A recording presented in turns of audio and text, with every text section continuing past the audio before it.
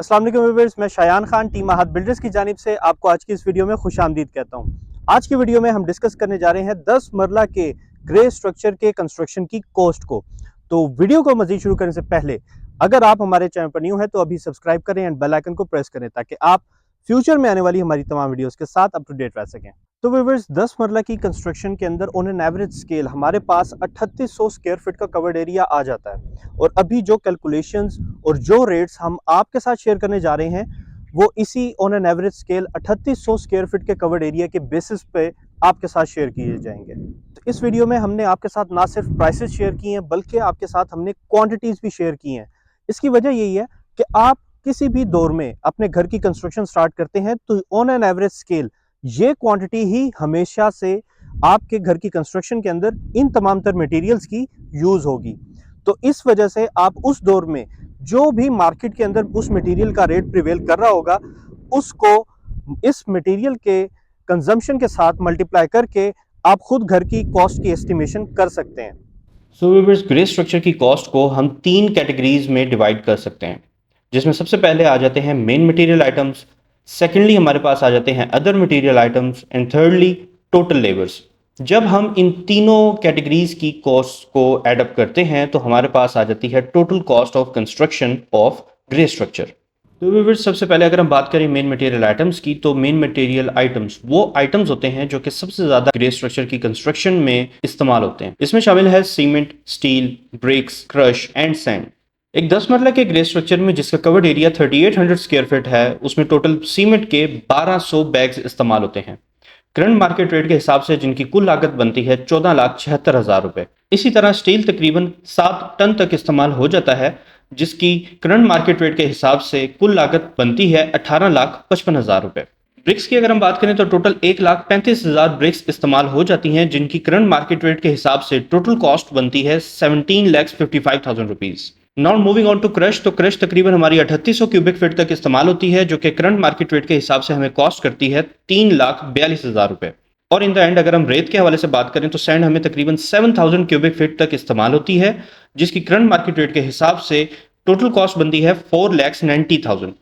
जब आप इन तमाम मेन मटेरियल आइटम्स की कॉस्ट को एडअप करते हैं तो आपके पास जो total cost of main material items आती है फॉर 10 मरला grey structure having 3800 square feet covered area, वो आती है 59,18,000 रुपीज, यानी कि 59,18,000 रुपए, जो कि पर एसएफटी बनती है 1,557 रुपए पर स्क्वायर फीट। अब हम बात करते हैं अदर मटेरियल आइटम्स के हवाले से, तो अदर मटेरियल आइटम्स वो आइटम्स होते हैं जिनकी पर स्क्वायर फीट तो कॉस्ट नहीं निकाल सकते, लेकिन हाँ हम अपने एक्सपीरियंस के हिसाब से ऑन एन एवरेज स्केल एक 10 मरला के ग्रे स्ट्रक्चर जिसमें 3800 स्क्वायर फीट कवर्ड एरिया होता है, उस पर इन तमाम तर आइटम्स की आने वाली कुल लागत की एक एवरेज निकाल के इनका तखमीना जरूर लगा सकते हैं। अदर मटेरियल आइटम्स में आ जाते हैं plumbing items, electrical items, brick ballast, brick tiles, earth fill, guard salary, bitumen या जो आप अल्ट्रासील्ड केमिकल यूज करेंगे, polythene sheets, iron work, electricity bills, generator expenses, water boring and pump, anti termite spray और इसके अलावा जो दीगर maintenance के और मिसलेनियस अखराजात होते हैं, इन तमाम तर आइटम्स की कॉस्ट को जब आप एडअप करते हैं तो आपके पास जो total cost of other material items आती है फॉर एन एवरेज 10 मरला grey structure having 3800 square feet covered area, वो आती है 12,89,500 रुपीज, जो कि पर एसएफटी बनती है 339 रुपए पर स्क्वायर फीट।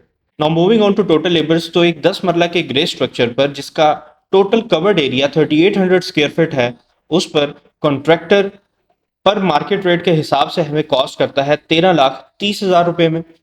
इसी तरह प्लम्बर जो है पर एसएफटी हमें चार्ज करता है 25 रुपीज, तो उसकी टोटल कॉस्ट बनती है 95,000।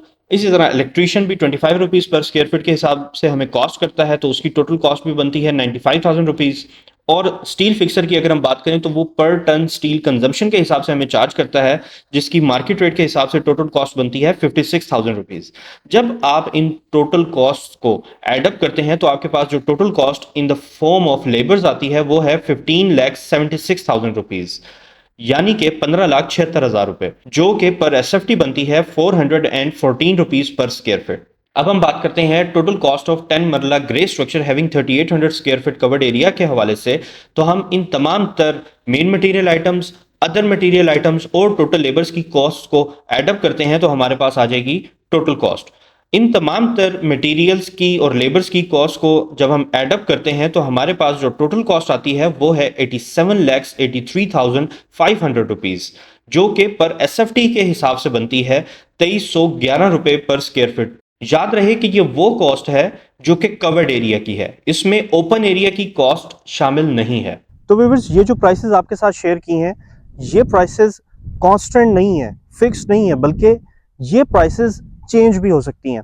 उसकी वजह है दो मेन फैक्टर्स, जिसमें सबसे पहले अगर हम बात करें तो सबसे पहला फैक्टर आ जाता है हमारे पास कवर्ड एरिया का।